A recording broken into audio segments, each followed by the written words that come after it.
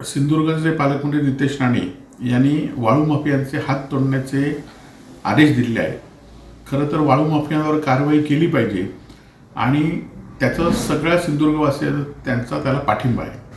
परंतु अशी आदेश किंवा कारवाईचा बडगा दाखवण्याचा फक्त दिखावा हा फक्त हप्ते जास्त वसूल करण्यासाठी आहे का, हा सिंधुदुर्ग जिल्ह्यातील जनतेला पडलेला प्रश्न आहे. कारण आपण कारवाईचा आदेश देत आहे, परंतु महसूल विभाग फक्त दिखाव्यासाठी कारवाई करत आहे. पुन्हा पुन्हा तेच वाळूचे रॅम्प पुन्हा बांधले जातात. अनेक ठिकाणी अवैधरित्या वाळूचा साठा केलेला आहे. महसूल विभाग आणि आपल्या नावावर कोण हप्ते गोळा करतात याचा नितेश राणेंनी शोध घेतला पाहिजे.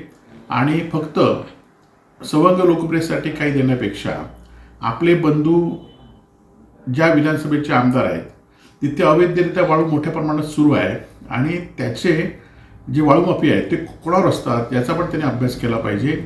आणि आपण नुसते असे आदेश देण्यापेक्षा आपण कारवाई करावी, त्याचं शिवसेना स्वागत करेल. नाहीतर फक्त हप्ते वाढवण्यासाठी कारवाई असेल तर निश्चितपणे शिवसेना त्याचा विरोध करेल.